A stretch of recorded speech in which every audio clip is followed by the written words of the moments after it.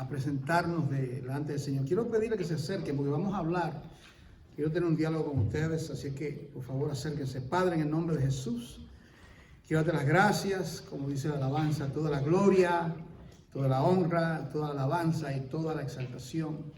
Señor, queremos exaltarte y darte gloria, Señor. Gracias por poder cantar, poder alabar tu nombre, que tú nos das fuerzas.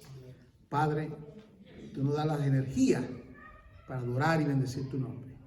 Padre, te pido que tú seas conmigo, con mi boca, con mi mente, con mi corazón y también con la vida de cada uno de tus hijos. En el nombre poderoso de Jesús. Amén. Quisiera en realidad, siendo esta la primera reunión que tenemos, yo quisiera más bien tener como una especie de diálogo con ustedes. Y claro está que el centro de todo va a ser la palabra de Dios. Yo quiero pedirles que abra conmigo su Biblia al libro de los Hechos, en el capítulo 2, que será el punto de partida de la palabra que vamos a tener. El mensaje va a tener dos partes. Va a ser la primera parte, voy a tocar algunos versículos bíblicos y luego vamos a la segunda parte del mensaje.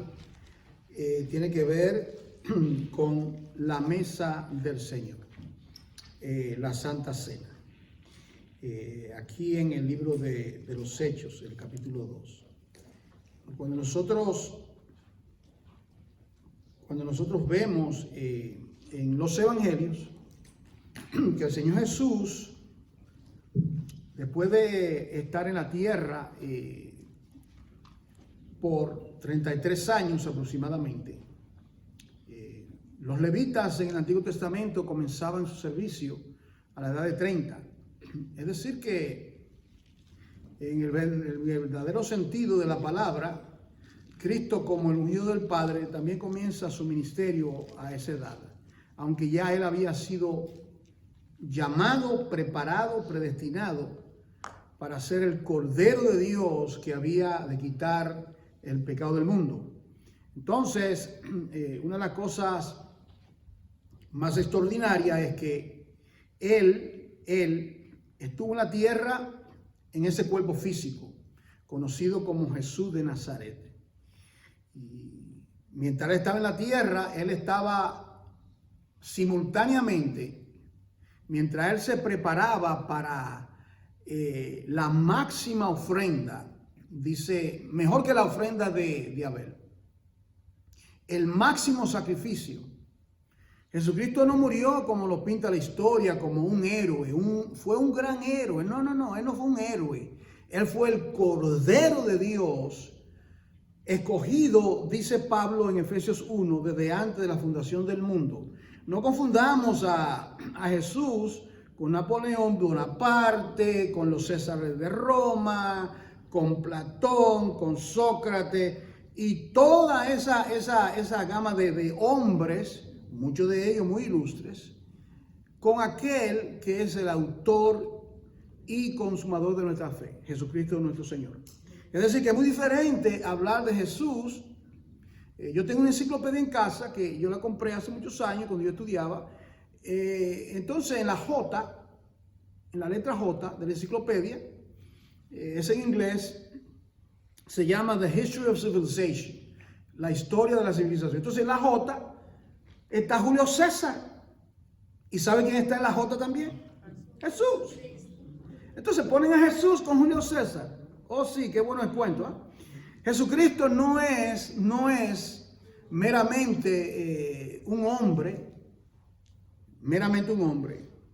Jesucristo, como dice la palabra en el libro de Isaías y en el libro de Mateo, Él es Emmanuel, Dios con nosotros.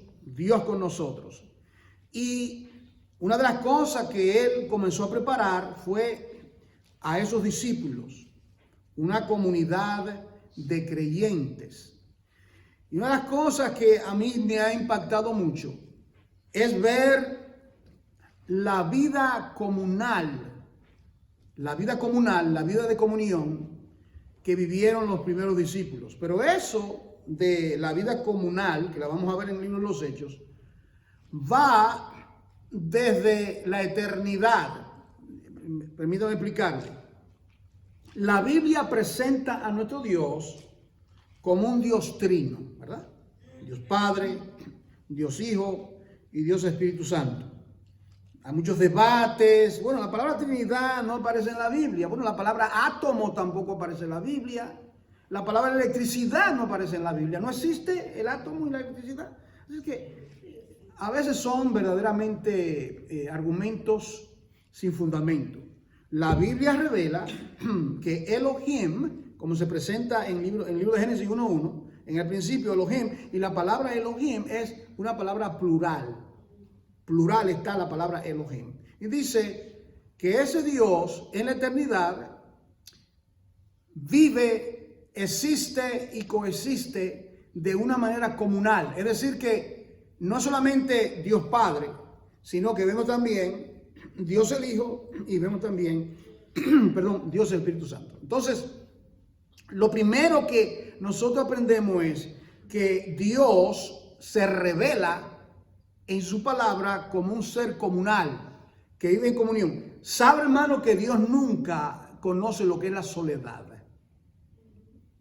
Nosotros sabemos lo que es estar solo, pero Dios no nos creó a nosotros porque Él se sentía solo. Es bueno que estemos claros. O sea, no fue un asunto que Dios se sentía tan solo, ¿verdad? Y dijo, ay, qué sería lindo yo tener unos cuantos amiguitos para... No, Dios no... Es más, otra cosa es que a veces se le hace difícil a los seres humanos entender que Dios no tiene necesidades. ¿Usted entiende eso? Dios no tiene necesidades. Dios no necesita aire, Dios no necesita calefacción, Dios no necesita comida. Él le dijo, mira, si yo tuviese hambre, yo te pidiera a ti, mira, los animales del bosque, eso me pertenece. O sea, ¿cuántos animales tiene que guisar para que yo me satisfacer mi apetito? Es decir, que Dios es el autosuficiente. Así se le presentó a Moisés en la zarza que ardía y no se consumía. Yo soy el que soy, yo soy el todo suficiente, el que no tiene necesidad de absolutamente nada ni nadie. Es un Dios comunal, y no solamente Él es comunal, sino que cuando nos creó a nosotros, creó al hombre, lo creó para que fuese un ser comunal. Es decir, para que el hombre no habitase solo. Lo primero que hizo es, cuando creó a Adán y creó a Eva, ¿qué fue lo primero que él hace con ellos? ¿Lo deja en el huerto? No, lo visitaba y hablaba con ellos. Usted lo ve que él venía constantemente, había esa coinonía, ese diálogo, porque eso es algo innato, eso es parte de su esencia. Como él es comunal, Él tiene comunión con el Hijo y con el Espíritu Santo. De esa misma manera, crea al hombre para que sea un ser comunal. Tenga comunión, no viva solo. Bueno, usted lo puede ver en el libro de Génesis, que usted ve que se repite muchísimas veces. Y creó Dios el primer día, y vio Dios que era bueno. Y creó Dios el segundo día y vio Dios que era bueno. Y el cuarto día, el quinto día, el sexto día crea al hombre a su imagen y su semejanza. Y como Él es un ser comunal que vive en comunión, ¿qué es lo primero que Él nota de la creación del hombre? ¿Qué dice? No es bueno. No es bueno. Oh, si esto pudiese penetrar en la mente de cada creyente. No es bueno que el hombre esté solo.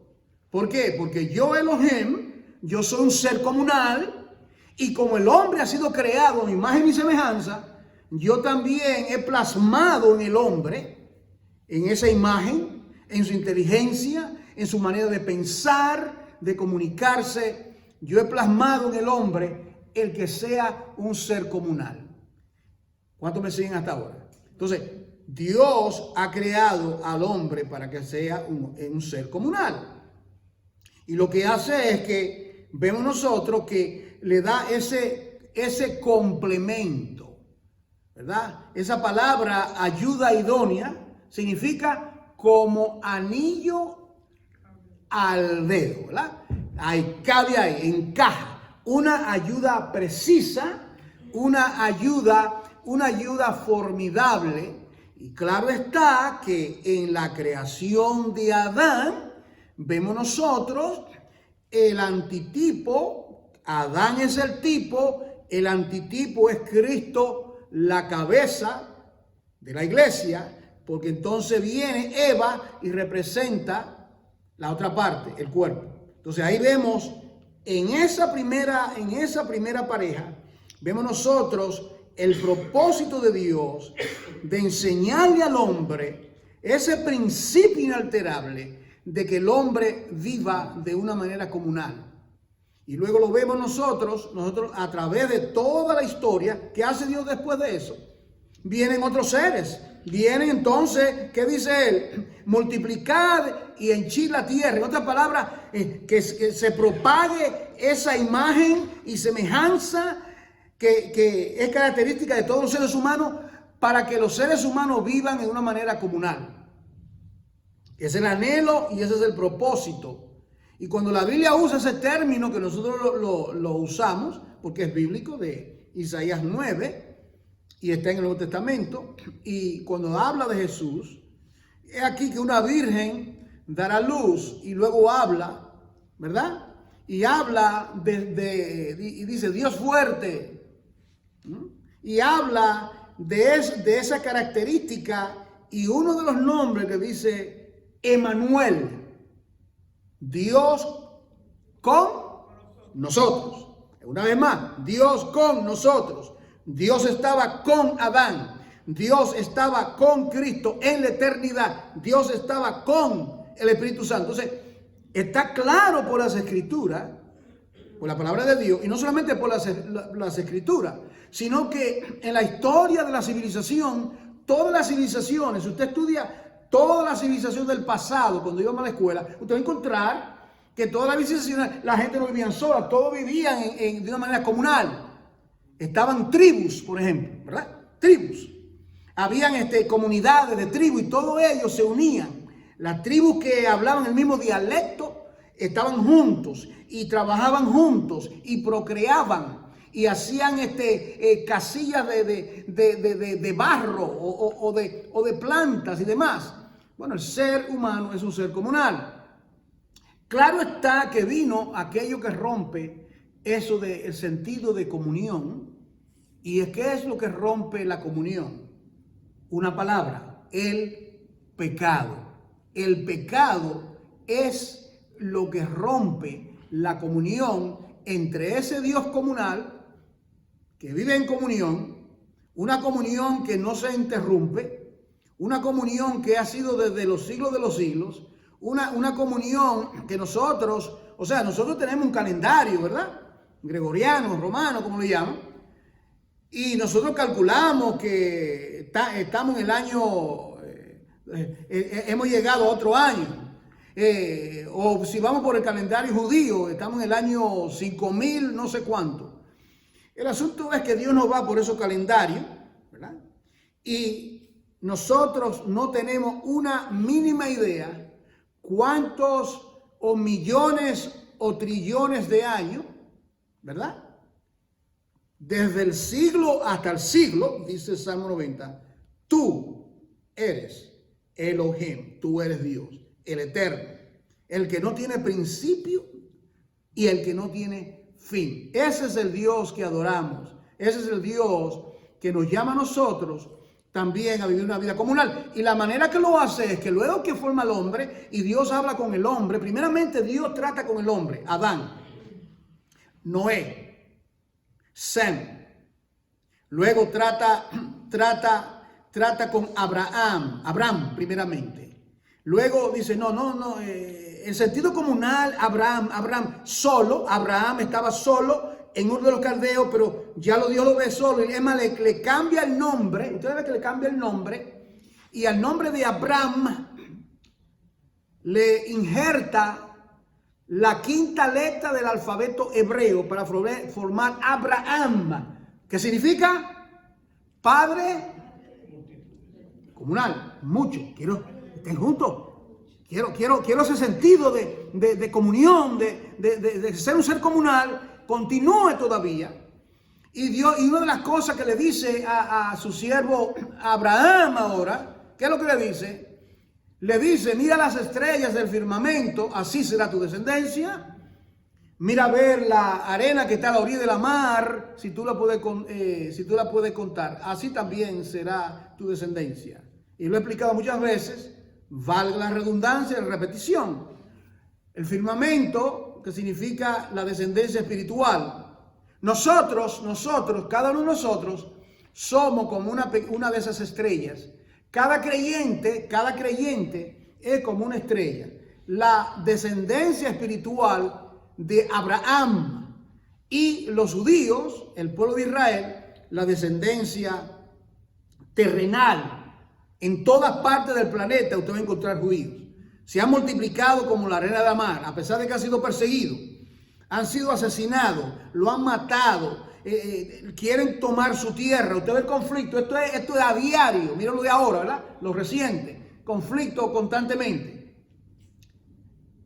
El asunto es que Dios habita comunalmente.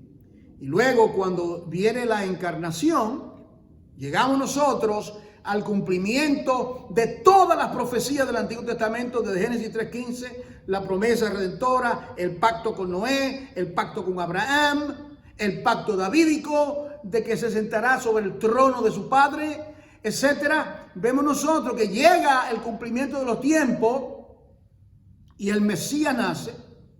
Y el Mesías nace en un entorno comunal. Él no nació y lo dejaron allá en el pesebre. Dios le proveyó a él una mamá, una santa doncella, María, la madre del Señor, y le proveyó un padre adoptivo. Cuidado, porque José no fue el papá de Jesús. Cristo fue engendrado por medio del Espíritu Santo. Entonces ahí ya Cristo, una vez más, típico de un hogar judío, comienza está ahí. Y Jesucristo no se cree usted, o sea, en nuestra mente pensamos que Jesucristo vivía solamente con José y con María. Pero María era una mujer casada con José. ¿Cuántos me están entendiendo?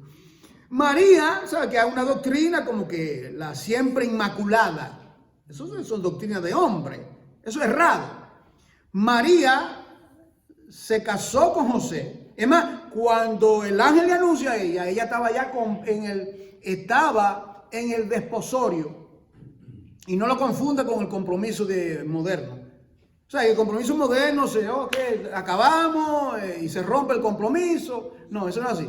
Eso era asunto que ya eran casados en esa segunda etapa, el desposorio.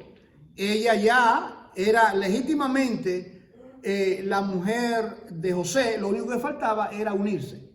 La unión. Y él llevársela a la casa y demás. En ese intervalo, el Señor le revela que ella iba a ser la madre del Salvador del mundo. Y ahí ella se cría. Y luego José y María se unieron.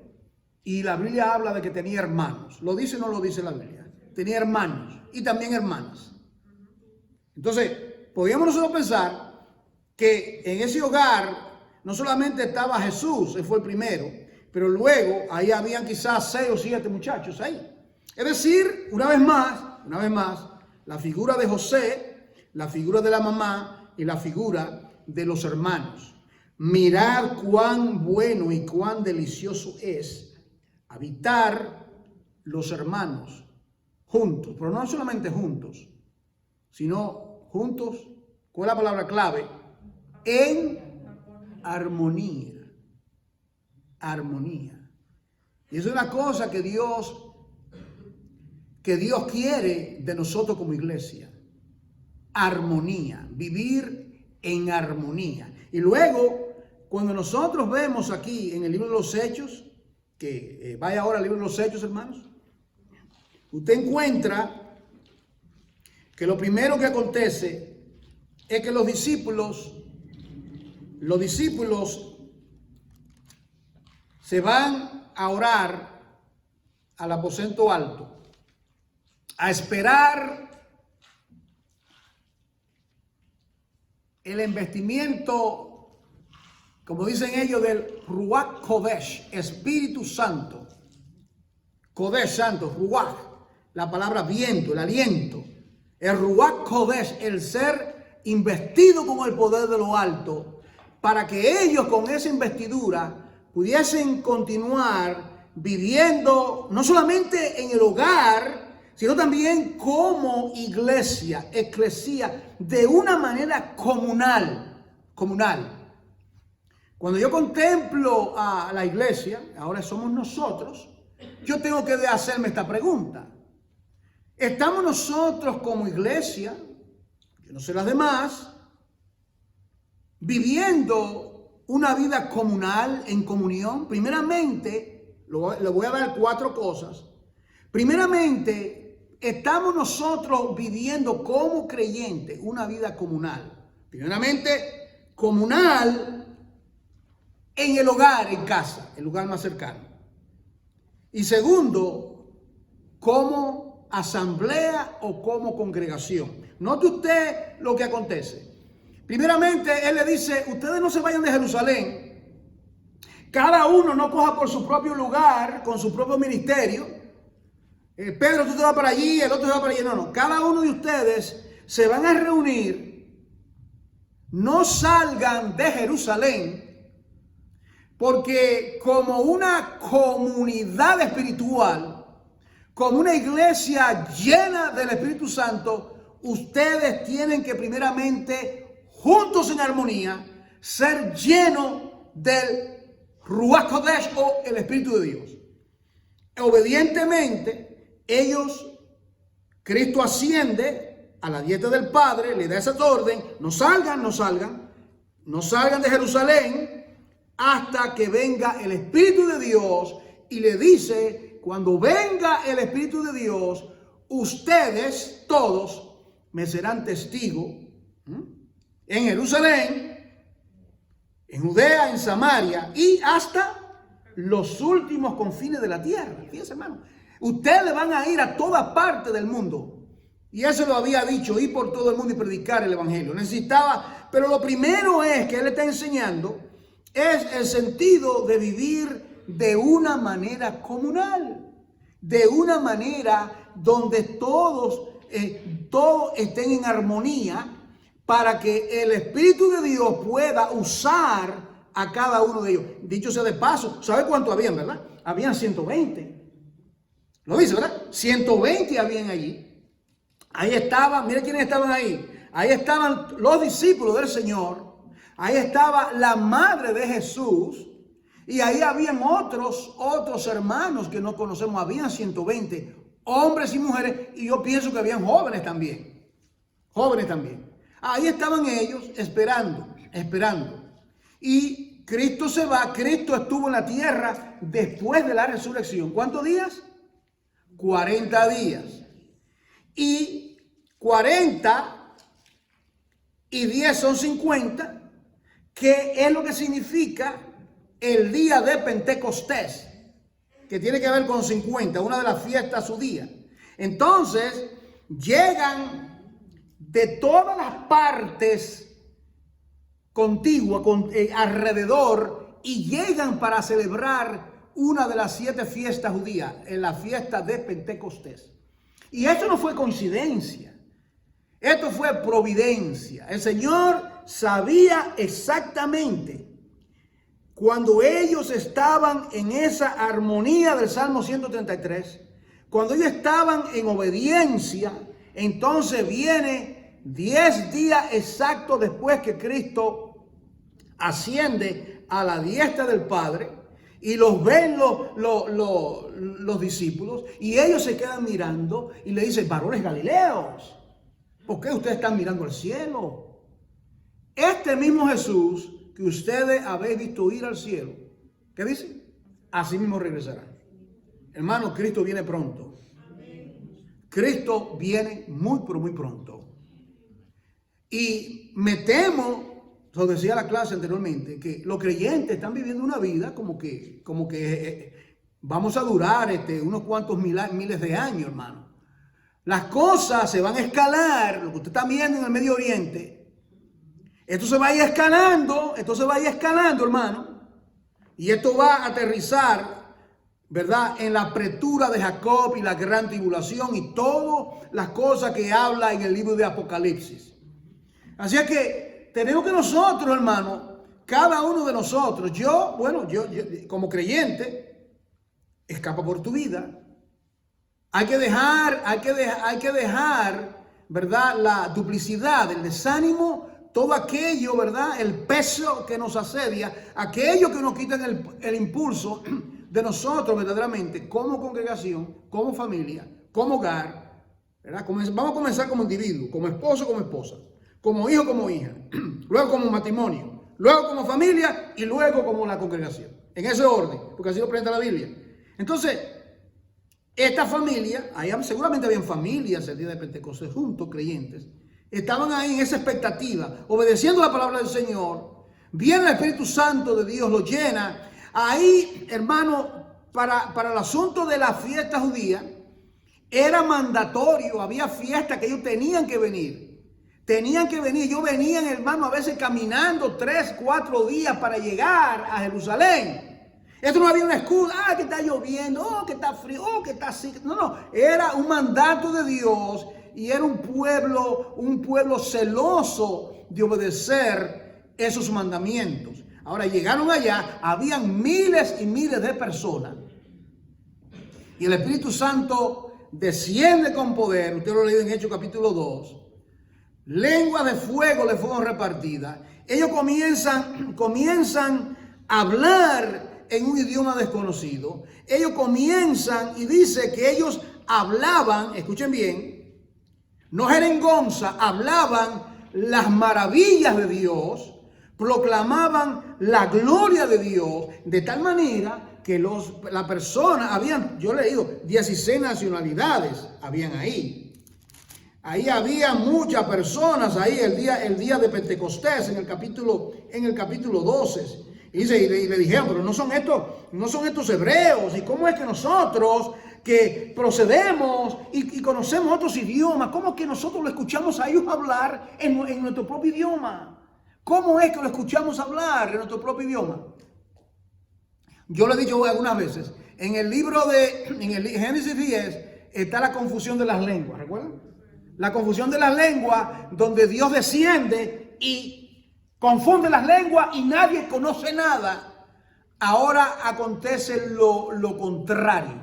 Ahora viene el mismo Dios al estar, mira usted, la desobediencia, escuche bien, principio, la desobediencia trae dispersión, no hay unión, no hay nada en común. Es más, las lenguas fueron confundidas de tal manera que tuvieron que irse. Los que hablaban chino se van para acá, los que hablaban español para acá, los que hablaban hebreo, cada uno cogió para su lugar. Pero ¿qué acontece cuando Dios es que trae?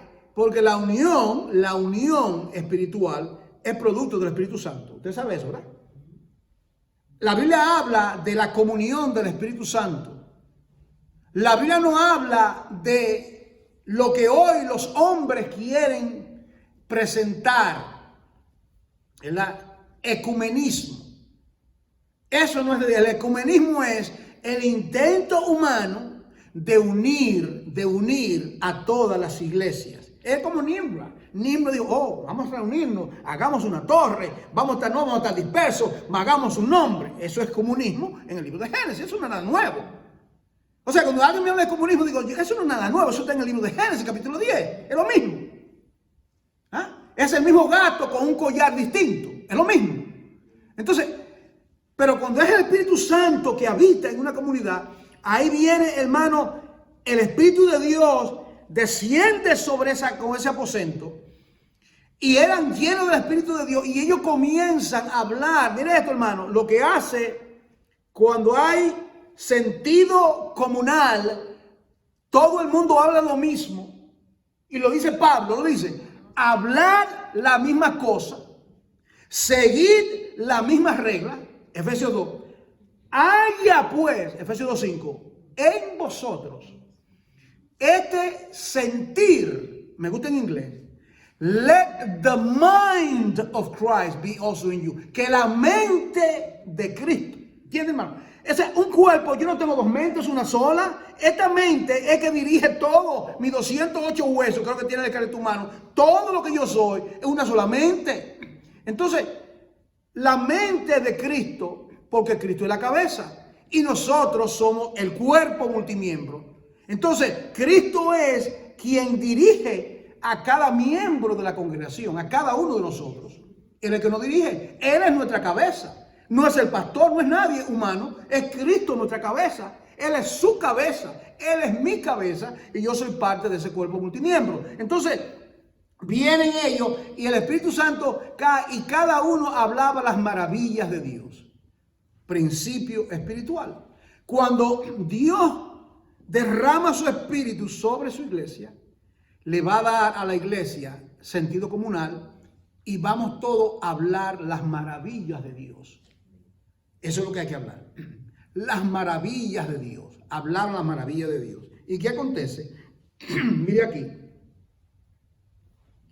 Mira aquí en el Evangelio, en Hechos capítulo 2. Me acompaña por favor. Hechos 2. Versículo 41. ¿Qué acontece en el contexto para explicarlo correctamente? Bueno, ellos dicen, esta gente está borracha. Esta gente está borracha. Mira lo que están hablando. Entonces dice, el Espíritu de Dios toma a uno de ellos, a Pedro, toma la palabra. Le dice, miren, no. Ellos no están ebrios como ustedes están suponiendo, sino esto es lo que dice el profeta Joel.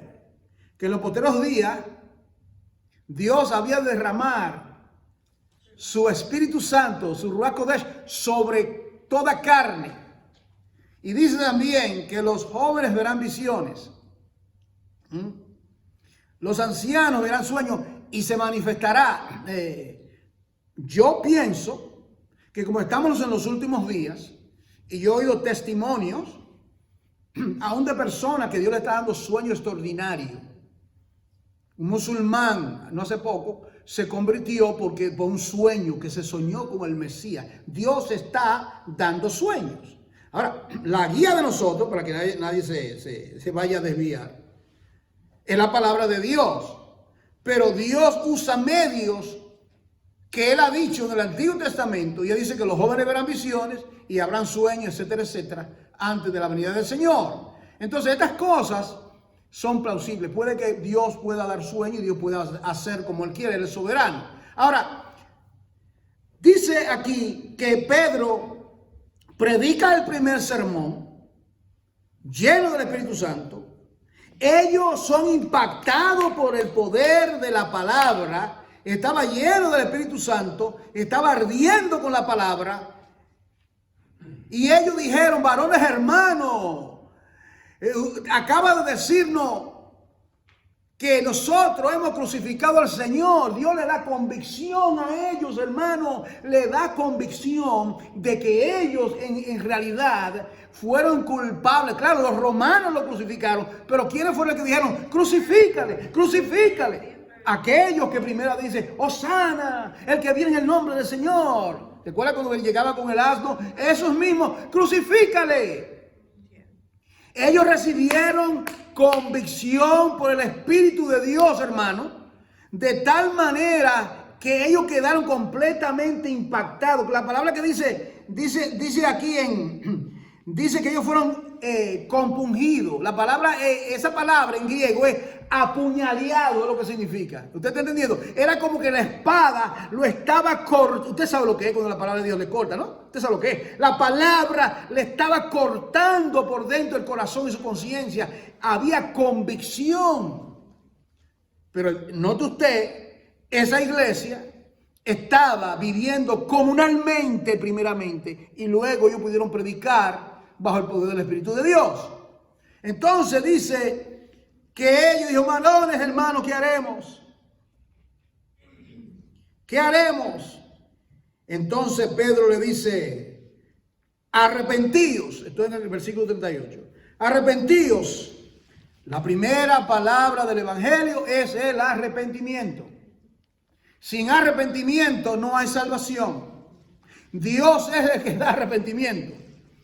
Él le dice arrepentido, pero ya Dios había producido. ¿Usted está entendiendo?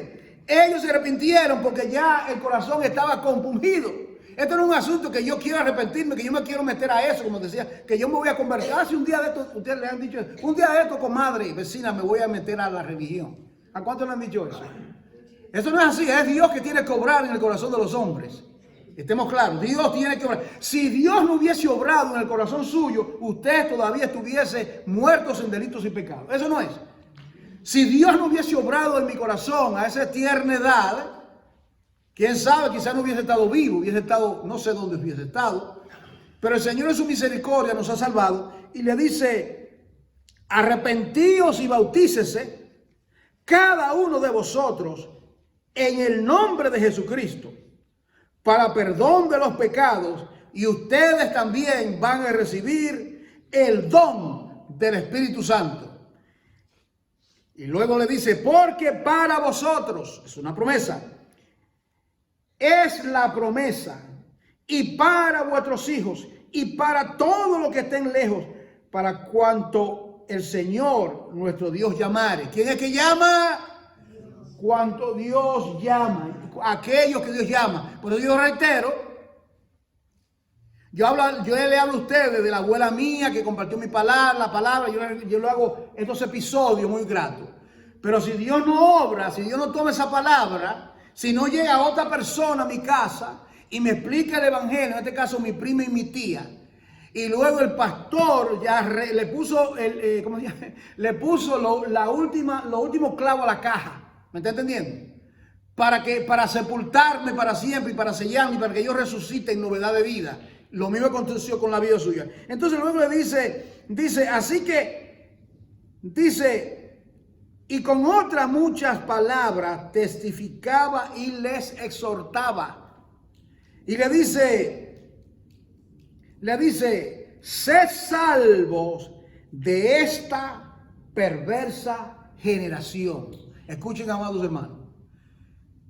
Si estas palabras fueron dichas más de 2000 años atrás, sé salvo de esta perversa generación, ¿qué diría Dios hoy? ¿Qué diría Dios hoy por medio de Pedro? ¿O qué quiere Dios decir por medio de tu boca y la mía a la gente que está en nuestro entorno? Sé salvo de esta perversísima generación. Porque si en esos tiempos era perversa y nosotros estamos viviendo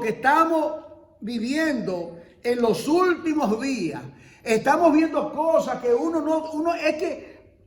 es que una cosa que es algo que yo nunca en mi vida pensé, yo no sé usted, pensé que yo podía ver. Yo recuerdo hace un par de años, ¿verdad? Estábamos nosotros, downtown, Margarita estaba con nosotros y yo andaba con mis dos hijas. Y yo veo a dos hombres de la mano, con marido y mujer, lo más tranquilo, ¿sabes? Como yo estoy con Margarita con la mano, que usted está con su esposa, natural. Y yo lo que hice fue que yo pagué el freno, ¿me entiendes lo que sí? El freno caminando para que ellas no se dieran cuenta, porque seguramente me hubiesen preguntado, ¿me está entendiendo? Se hubiesen preguntado hablando y así como que es algo normal. No es normal, es abnormal. Y seguirá siendo abnormal aunque el Congreso diga que es normal, aunque lo diga quien lo diga en qué país, seguirá siendo normal porque Dios dice varón y hembra los cree y Dios no ha cambiado de pensamiento. Dios no ha dado otro texto bíblico o otra revelación que diga lo contrario. Y por eso es importante enseñarle los hombres, los que tienen varones, la masculinidad, ¿verdad? La masculinidad, y a las niñas enseñarle que son niñas, que se vistan como niñas, que hablen como niñas, que jueguen como niñas. Y tener cuidado la influencia, ¿usted entiende? La influencia con quien se están juntando. Es una cara que yo tengo grande con mis propias niñas pequeñas. Yo lo comparto con mi hermana Margarita y tengo mi limitación en ese caso con ella. Pero el asunto es, hermano, que usted tiene el control ahí. Usted tiene que coger, ¿verdad? El toro por los cachos, como dije a alguien, ¿verdad? Para que sea hombre, usted es hombre. Y cualquier cosa que usted vea un poco, una anomalía, algo raro, usted confrontar ese asunto rápido ahí, cortarlo de raíz, ¿verdad? No queremos, es algo muy normal. O la gente habla, usted me entiende, o ella es lesbiana, como nada, o es gay, como nada la gente habla de esto. Como nada, como comerse un pedazo de pan, como que algo tan normal. No es normal. No es normal, hermano. Dios no ha cambiado su plan y Él ha cambiado la Biblia. No nos ha dado ahora la Biblia del arcoíris o yo no sé la Biblia, otra Biblia torcida para encajar en depravación. Cierro esto y llego aquí ahora. Mire esto. Dice que lo que recibieron su palabra. Pedro está predicando, el Espíritu Santo toca el corazón de ellos. Dice, lo que recibieron la palabra fueron bautizados. Escuchen bien, el mismo día aparentemente, ¿verdad? Sí, fueron bautizados. Y se añadieron aquel día, ¿cuánto? 3,000 personas. 3,000 personas fueron añadidas.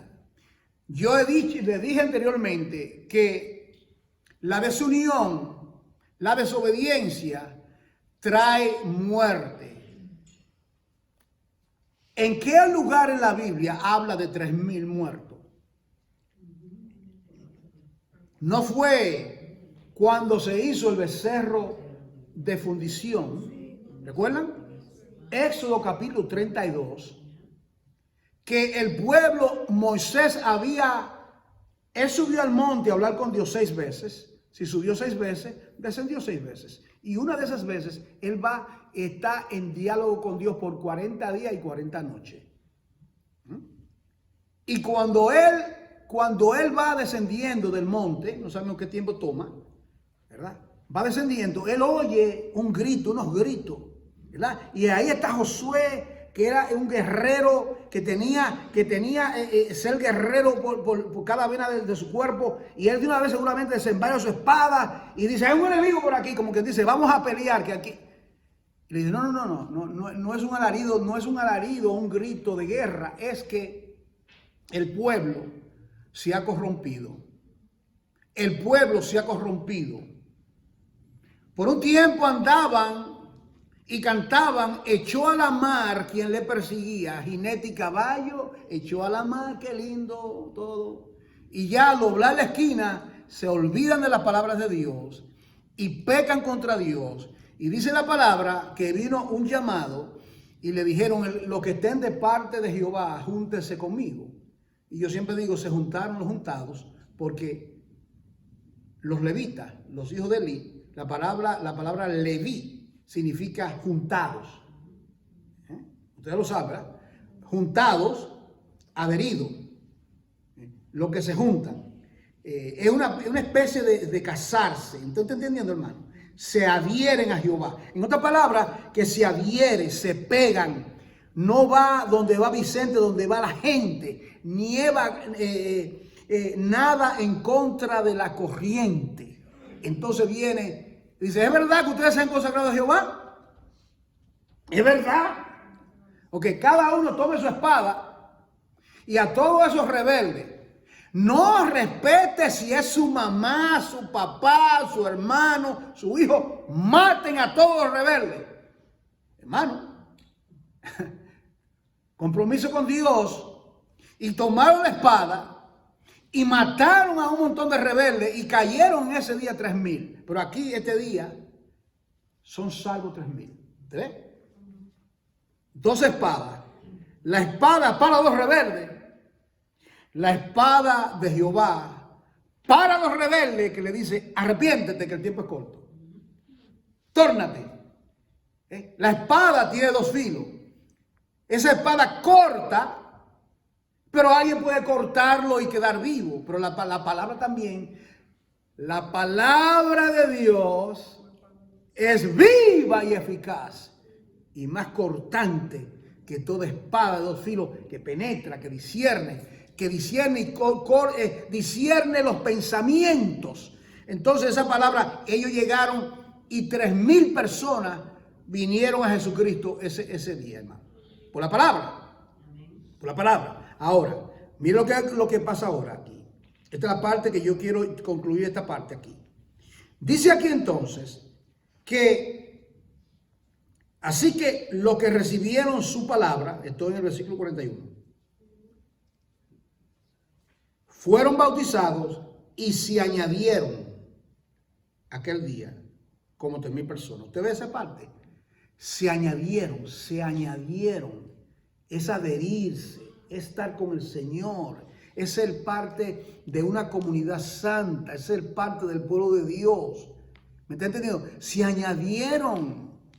Si se añade, no se puede quitar. Entonces, la palabra para nosotros y para este año, tenemos que estar añadidos, tenemos que estar cimentados, tenemos que estar pegados, tenemos que entender el propósito de Dios para nosotros con relación a esto que usted lo sabe, usted lo ha oído muchas veces, esto no es nuevo para usted, ¿verdad? Entonces le dice aquí, ahora viene aquí y le habla de la vida comunal y los 4 pilares de esa vida comunal. ¿Cuáles son los 4 pilares? Dice aquí, número 1, perseveraban en la doctrina de los apóstoles. Pilar número 1. Pilar número 1. ¿Verdad? Este es el primer pilar, ¿verdad? Esto tiene cuatro partes también, ¿verdad? Creo que sí. El primer pilar. Lo primero es que la doctrina de los apóstoles. O sea, las enseñanzas. Y la pregunta es, ¿y cuál es la doctrina de los apóstoles? La del Señor. La doctrina de los apóstoles, dicho sea de paso, que era todo lo que estaba en el Antiguo Testamento, porque ellos no tenían el Nuevo Testamento. Escúcheme, ellos no tenían el Nuevo Testamento. Ellos nada más tenían la Torá, la ley y tenían los profetas. Eso era lo que, ese era el plan, el plato de ellos. Entonces, perseveraban, ¿qué significa perseverar? Continuaban en la doctrina, en la enseñanza. Entonces debemos nosotros, como iglesia local, perseverar en la doctrina. Usted va a ver, la tierra está llena de falsas doctrinas, de falsa enseñanza. Yo uso los medios de comunicación para predicar el evangelio. Todos los mensajes, gracias al Señor, llegan a diferentes partes del mundo, la predicación de la palabra o lo que escribo. Pero también hay mucha basura que muchos creyentes oyen. Y usted tiene que tener cuidado a quien usted está escuchando. Yo le preguntaría a usted, no me conteste, ¿a quién usted escucha por el internet? Vamos a comenzar por ahí. ¿A quién usted escucha? Usted tiene que discernir, usted tiene que entender que uno no puede escuchar a toda persona. Usted no puede llevarse porque le gusta la emoción y usted es una persona almática y eso le emociona. No, usted tiene que ver si eso que está diciendo va por la palabra. Si es Biblia o no, o si es psicología, o si es manipulación psicológica, o si otra cosa. O si es un motivador. Hay personas que son grandes motivadores, que vendían camiseta o enciclopedia y luego son creyentes y tienen esa labia, como dijo alguien. Entonces uno tiene que discernir. Entonces el pueblo de Dios, que tiene el Espíritu de Dios, discierne. ¿Cómo discierne? Perseverando en la doctrina. Perseverando en la palabra, la palabra, el tintín de la palabra, ahí, constantemente, la palabra de Dios.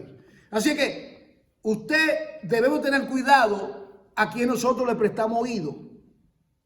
Porque puede hacer alguien que usted no se da cuenta y luego viene, bendito sea Dios, mira, si este hombre dijo esto o esta mujer dijo lo otro, ¿verdad? Y hay muchos, usted sabe cuáles son, ¿verdad? Y si usted no sabe quiénes son los que usted no quiere oír, usted se acerca a mí al final, yo le voy a decir unos cuantos.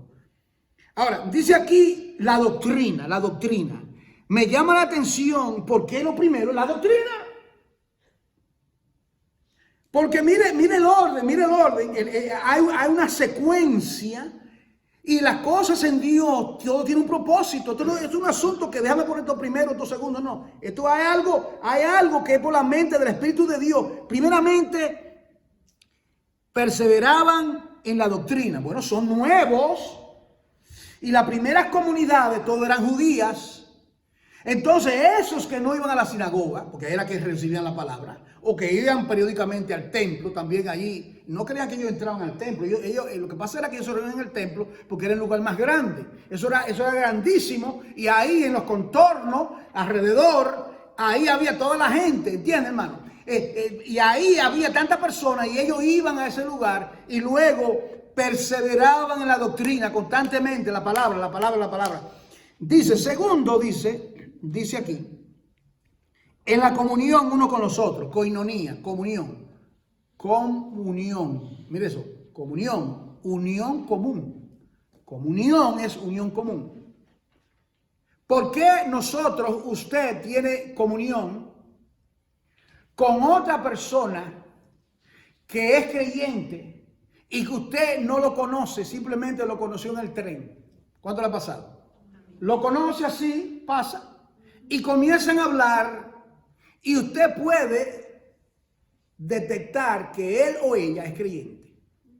Y usted se siente completamente, usted están hablando el mismo lenguaje. Estoy hablando si un creyente verdadero. Yo estoy hablando si es uno ahí que dice, un religioso, no. Estoy hablando de un verdadero creyente. Lo primero que un verdadero creyente hace cuando se encuentra con otra persona que se identifica, debe decir, de una u otra manera, yo soy creyente, ¿verdad?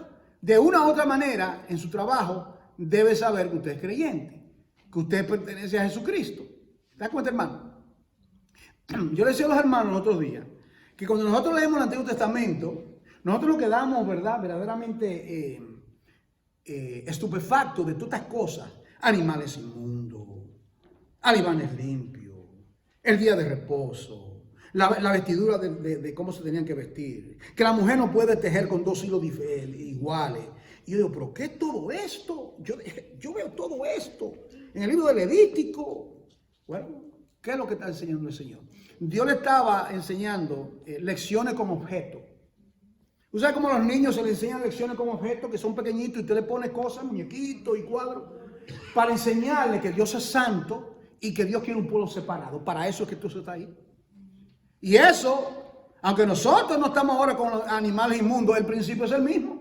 No se equivoque, el principio es el mundo, que es el mismo, que sin santidad nadie verá a Dios, porque vosotros sois un pueblo santo, un pueblo apartado, y por eso, aún la manera que ellos se vestían, hasta el día de hoy, usted ve a estos judíos que guardan, ¿verdad?, por casa, hay, no muy lejos, al doblar la esquina, hay una sinagoga, y el Sabbat, que comienza el viernes en la noche, en la tarde, en la puesta del sol, usted lo ve. ¿Y cómo usted lo ve?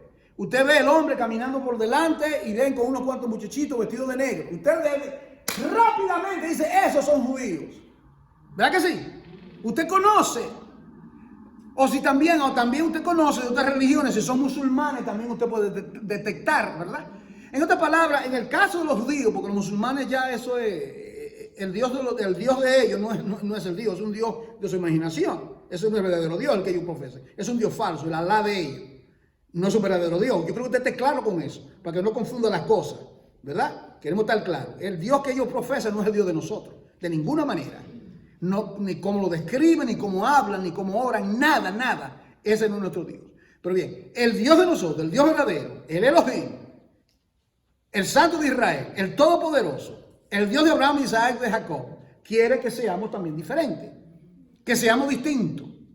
Entonces, la manera que Él lo hace es poniendo normas de santidad, de apartado, siempre, constantemente. Dios siempre está separando. Note, hermano, note como Dios siempre está separando porque Él quiere que nosotros seamos diferentes, que seamos gente santa. Así le dirá a mi pueblo de Israel: vosotros sois un reino de sacerdotes, ustedes son gente santa, tiene que ser diferente.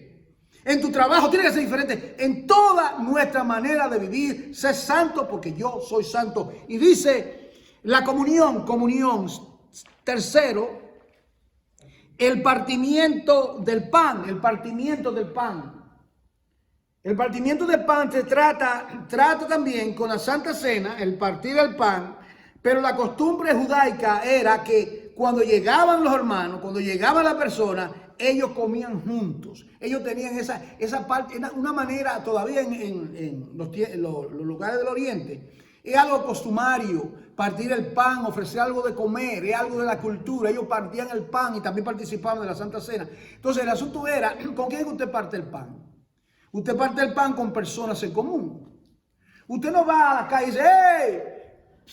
Mire, la cena está preparada, entren a mi casa. No, ¿para quién es la cena? Su esposo, sus hijas y sus hijos, eso para ellos, esa es la cena. No es así. Entonces, ¿por qué? Porque son una familia y tienen todo en común. Ahora, viene acá el partimiento del pan. El partimiento del pan, estar juntos, comer juntos, compartir juntos. Cuando nosotros, esto es para este año, cuando nosotros decimos, la próxima semana vamos a tener una coinonía. Un ejemplo, hermano, no haga planes después del culto. Se acaba de anunciar que la próxima semana vamos a tener una coinonía. ¿Cómo es que luego preparamos la comida, preparamos todo y usted sale corriendo ahí como un cohete por ahí? Hermano, entonces eso a no ser que usted tenga un compromiso previo, ¿me está entendiendo? Pero si decimos, la próxima semana vamos a tener tal cosa, vamos a comer juntos, hermano, vamos a estar juntos, vamos a compartir, no solamente la comida, es el asunto de estar ahí, compartir, nos podemos reír, podemos gozarnos, podemos estar juntos en armonía. Esto era algo que ellos hacían constantemente. Y lo cuarto y lo último eran las oraciones. Las oraciones. ¿Cómo está nuestra vida de oración, hermano? O sea, mire, si uno, ¿sabe cómo se define la locura, verdad? La locura se define de una persona que hace lo mismo y espera un resultado diferente. ¿Cuánto entiende? O sea, una persona que no está en su juicio cabal hace lo mismo y espera un resultado diferente. Lo que estoy diciendo es, nosotros no podemos vivir nuestra vida repitiendo, siendo de la misma manera del año pasado, por ejemplo, y vamos a esperar que las cosas cambien. Tenemos que ver de qué manera, primeramente como individuo, Señor, ¿qué yo he hecho durante este tiempo que tú me diste? ¿Qué yo he hecho con todo esto? ¿De qué manera, cuánto tiempo yo he dedicado a perseverar en la doctrina y en la palabra? En la comunión, en el partimiento de pan y en las oraciones. ¿Cómo está la vida nuestra de oración? Sacamos tiempo aparte para orar. Tenemos la disciplina de hacerlo. Personalmente, individualmente. Y también los matrimonios, escuchen, como matrimonio, como familia, ¿verdad? En la mesa, en la cena, ¿verdad? Yo tengo gran indignación con los teléfonos. Mi esposa lo puede decir. Y nosotros tenemos teléfono. Pero yo le digo es que estamos comiendo, el teléfono sonó, a no ser que usted esté esperando a alguien. Vamos a ver de alguna manera, vamos a ver si la luz se enciende, ¿verdad? Si vamos a la familia, vamos a comer. Ahora mismo vamos a partir el pan, ¿verdad? En breve. Sería apropiado que uno esté allá, el otro esté allá, el otro esté allá. No, hay algo raro. ¿Cómo que vamos a partir el pan y uno está allá, el otro acá? Tenemos que estar juntos, hermano. Esta es la mesa. ¿Quién se acerca a una mesa y está todo el mundo por allá?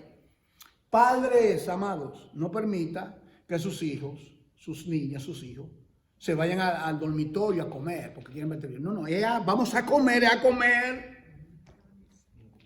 Esto lo conocí yo, estas cosas aquí en los Estados Unidos, en mi tierra, todo el mundo va a comer, todo el mundo, la mesa, todo, una mesa preciosa, todo el mundo. Hasta el perro estaba por ahí esperando lo de él. Entonces, vamos a comer, ¿verdad? Y yo le decía, yo casi nunca cojo el tren, pero mi esposa y yo salimos hace 2 días, fuimos downtown, ¿verdad? Y yo le decía a mi esposa, tú te fijas como todo el mundo está con el celular. Cuando yo trabajaba, y trabajé por 37 años, y cogí el tren por 37 años, todo el mundo estaba con un libro. Veía a la persona con el New York Times, ya tú sabes quiénes son esos, los de Wall Street, ¿verdad? Tú conoces a la persona, ¿verdad? Tú lo veías con su New York Times, algunas mujeres con novelas, y algunos, yo andaba o era con la Biblia o con un libro, una de las dos cosas. Y yo decía, wow, yo tengo casi 1 hora. ¿Qué yo voy a hacer? ¿Voy a dormir? No, yo acabo de dormir, yo no soy dormilón. Voy a dedicar ese tiempo a Jehová. Digo, Señor, ilumina mi mente.